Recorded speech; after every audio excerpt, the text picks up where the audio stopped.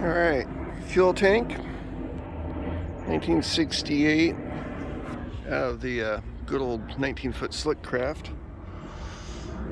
And we got a bunch of pinholes all over.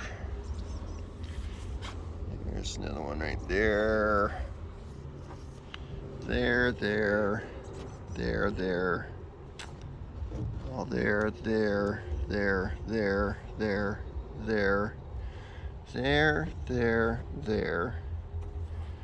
Possible here, possible there. One here for sure, there.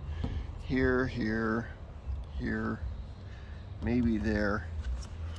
What we're gonna do is try to Bondo over it, and then we'll glass it, and then we're going to use POR 15 tank sealer, and we'll see how that goes.